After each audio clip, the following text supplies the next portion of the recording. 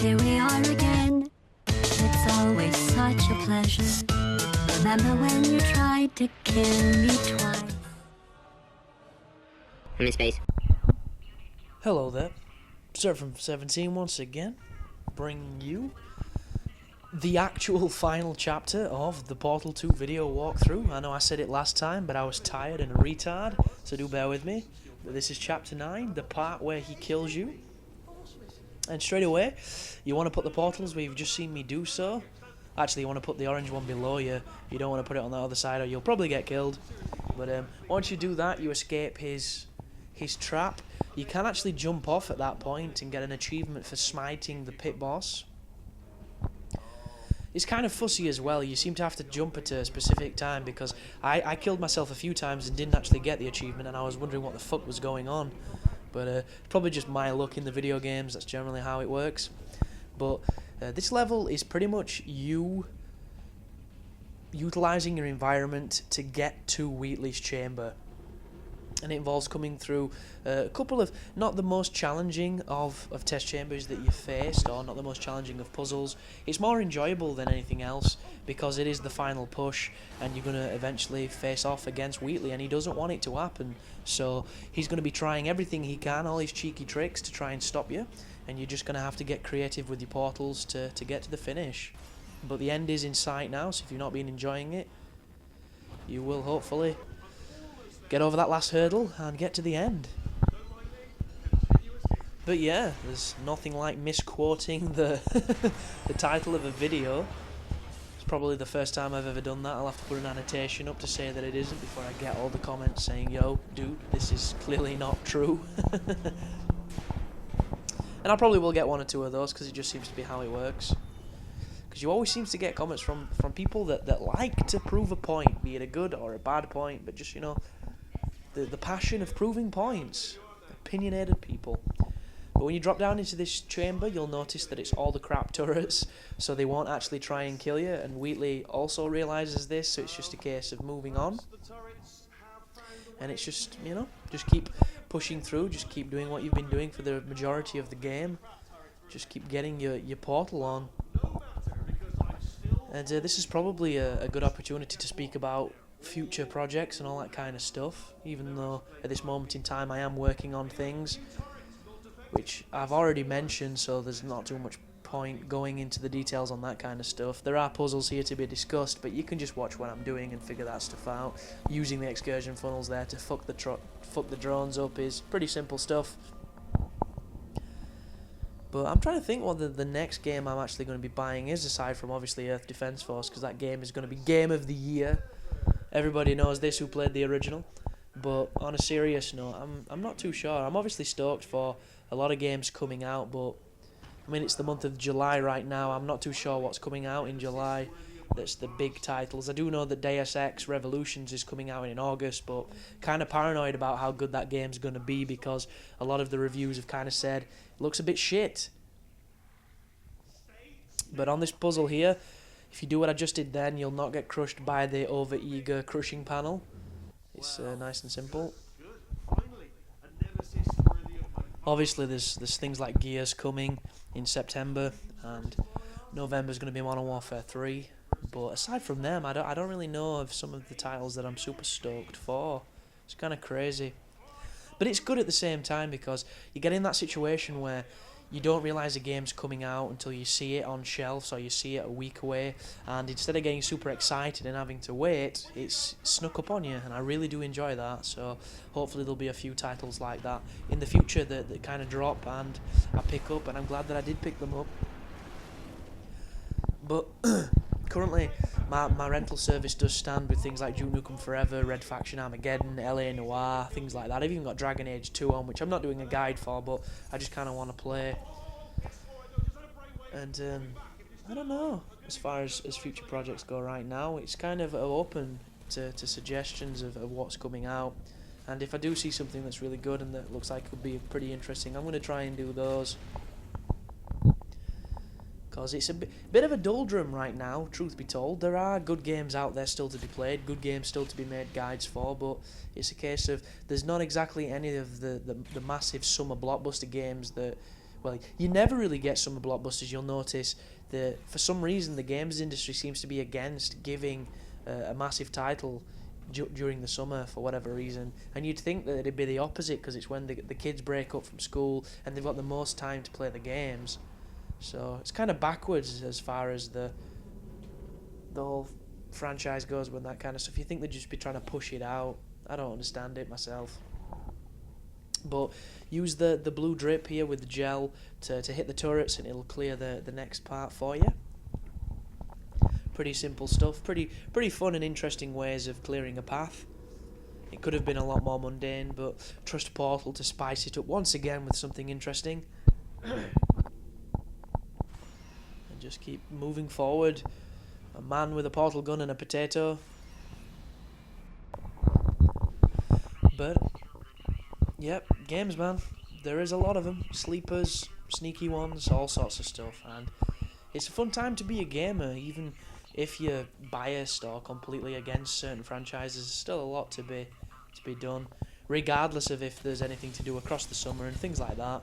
That's a lovely puzzle just there, using the bombs to get the big old pipe full of cum to be able to put portals wherever you need them. But while I've been recording and playing the games and things, I've been listening to a lot of the Joe Rogan podcast. I don't know if anybody's checked that out on joerogan.net. And the only real stuff I used to know about Joe Rogan, aside from the fact he did Fear Factory, he talks quite a lot. He goes very red when he talks because his fucking throat kind of like swells up and gets veiny. And he's a commentator for the UFC, so that's my only real exposure to him. I didn't even realise he was a comedian until like a couple of years back, and I've never seen any of his stuff. But when I listen to that podcast, there's a lot of really great guests, and they're generally all comedians. And they just talk about some of the most interesting stuff. It can be really, really fascinating to listen to. And if you like listening to podcasts while you play a game, they're generally a good 2.5 hours long, pretty much every time they do one. And the topics range all from, ridiculous parasites that control animals and completely change the mindset of the host so that it tries to commit suicide, all the way through to drug laws and politics and movies and martial arts and just a whole bunch of really, really fascinating topics.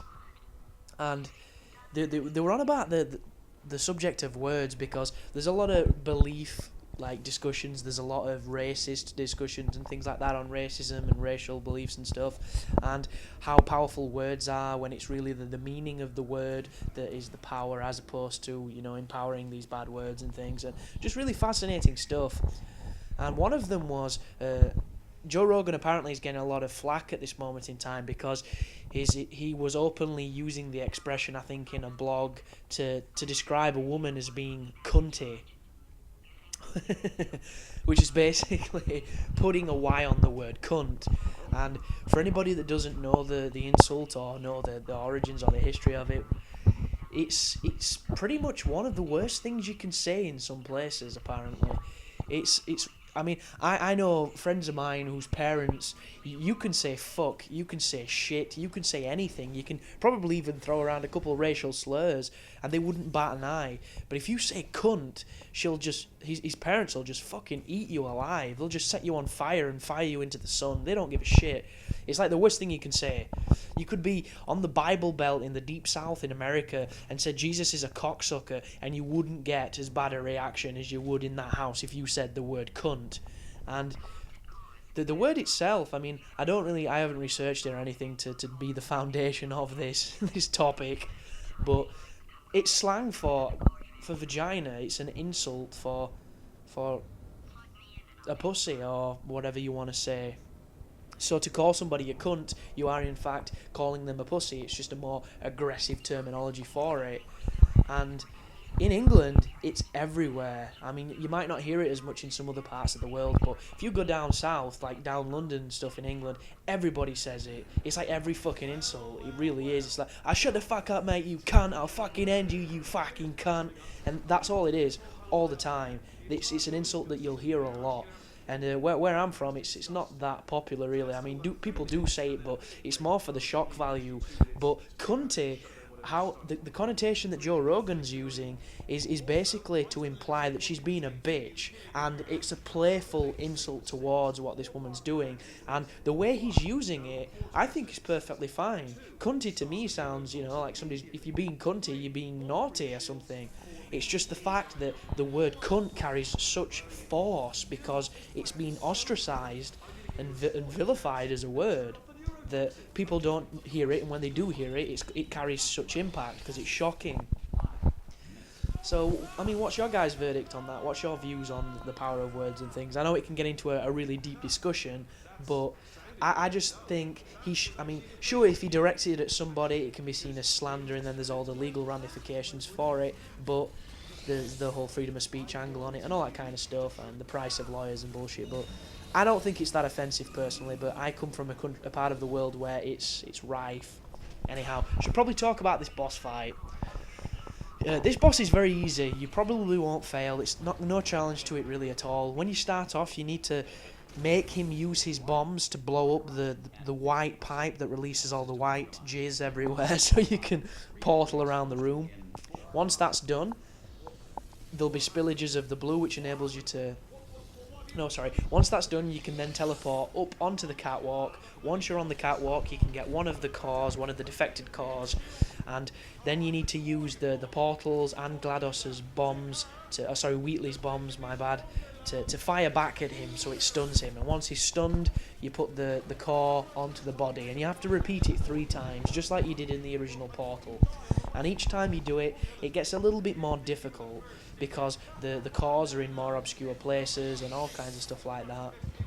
And you'll notice that he has armour around him that stops the bombs from hitting him, and all it means is you're supposed to put your portal in an opposite direction. So right now, what I should be doing is, whenever the plates go to the top, if you put the portal below him, the bombs will fire out below him. But I'm being a bit of a retard right now, and I still have it up on the building, and I'm wondering why it's not injuring him. So on the second phase, if you put it on the floor below, it will fire up and stun Wheatley. So that's what I'm doing wrong right now. Please bear with me. I was a little thrown off when I was recording this boss fight, because you'll notice there was a very obvious and blatant cut before the Wheatley fight, and the reason for that is I came across a glitch on this encounter, and what will happen if you're not careful is when you come into this environment and Wheatley starts doing his speech, the fight will start, but he won't fire bombs at you. And what it does is, he does the animation of firing bombs. He even taunts you about the fact that he's firing bombs at you, but there's no bombs on screen, so you physically cannot beat the boss, and it will just go on forever unless you restart. And what you have to do is, you have to load the checkpoint before you even enter this room, because if you reload the checkpoint when you're just starting the fight, the bombs will glitch again. And it's happened to me twice when I tried to record, so just load your game from like the last checkpoint before this room, and you should be fine. Goodness me, excuse me. But keep using his bombs against him, just like you've done on pretty much every Portal fight, and you shouldn't have any trouble with this encounter. And it's just a case of grabbing the cores and chucking them on and ending the game. But the next guide you're probably going to be seeing is going to be the Fear 3 one, when I can get it uploaded quick enough, because I've nearly recorded it. Editing it won't be too bad because the levels aren't too long. I'm probably not going to be putting them up in as big videos as these, because as you've seen, it does make the videos lag because of my laptop can't quite handle such heavy duress.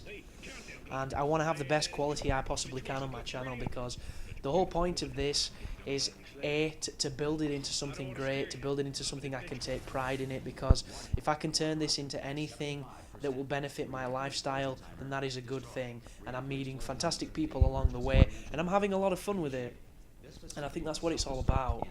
And I'm also influencing and inspiring a lot of my friends, which is a cool feeling, and hopefully I'll be able to get a nice little crew/band together of people doing the same thing, and who knows where it could go, who knows where it ends. It's one of those things where, I mean, YouTube, it's not just YouTube's just the start. It can be so much bigger than just this, and I'm grateful for absolutely everybody that comes to the videos and checks them out, who has the patience to listen to me as I mumble through these fucking commentaries and get things wrong and say the most ridiculous and offensive things. And it's always nice when you get feedback from that, when people leave comments and when people leave their opinions. And some of the best comments I ever get off of subscribers, off of people that I notice hitting up on different videos, who I cherish to the bone, are the ones that say, I watch your videos because I enjoy what you do, I enjoy what you say, and although I don't agree with what you do or what you say all the time, it's still entertaining to watch. And that is like the best fucking comment ever, because I don't want anybody to change who they are just because of my opinion. I am one of the most opinionated people you'll ever meet, and my opinion can come across really strong sometimes, but I don't want that in any way to change how you think, unless it's for the best, unless you think it's going to help you in your life. So that kind of a statement is just fucking awesome, that people are passionate enough to still listen and enjoy even if they don't agree. So I think that's cool. But right now, all you have to do is put your portal over there, put your portal down here, and then you can go into the room and then start trying to replace the core of Wheatley with the one of GlaDos' potato. But it's never that simple. There's always something else you have to do. And right now, this is that make or break moment of pure desperation. And lo and behold, up there is the moon. So fire your portal onto the moon and you will effectively have beaten the end of Portal 2 and defeated Wheatley and his tyranny. So congratulations, guys. I'm not too sure what achievements and all that shit you're gonna get, but you've done it now. The journey's over. If you enjoyed it, awesome. If you didn't enjoy it, what the fuck is wrong with you? And just, you know, thanks for watching, thanks for supporting. If you're new, please feel free to stay a while and check some other videos out. If you're old, don't worry, there's going to be plenty of frequent updates. I'm going to start bringing videos on a regular basis as often as I can. I'm doing pretty well so far at doing that and staying true to everything I promised since I started doing this shit. And just thanks for watching, thanks for appreciating, and all that good stuff. Like I said, the next guide you're going to be seeing is going to be Fear 3. You're going to be seeing a lot of the Fear 3 multiplayer. You're going to be seeing Enslaved probably after that, and maybe LA Noire, depending on what comes out. You're also going to be seeing some random multiplayers, so hopefully you'll enjoy those. And you're also going to be seeing a little bit of the ending of Portal 2, because I'm going to trim out the elevator sequence and everything, but what I'm going to leave in is the part after the credits. I'm not putting the song in, unfortunately. The song is great, but I don't want to put that stuff in because it's not what I do. But I had to leave in the post-credits because it is the finest fucking cutscene this year. I love it. It makes me laugh. It should make you laugh. And once you watch this, if you've never played the game, it will make all of the intros immediately make sense. But as always, guys, thanks for watching. Thanks for being patient. Thanks for, you know, using the guide if it helped you. Even if it didn't help you and you just sat there listened to it, you know who you are and you were appreciated. And I'll see you in the next one. Thanks for taking the time. Nobody murdered me, or put me in a potato, or fed me to birds. I had a pretty good life. And then you showed up. You dangerous, mute lunatic. So you know what? You win. Just go. It's been fun. Don't come back.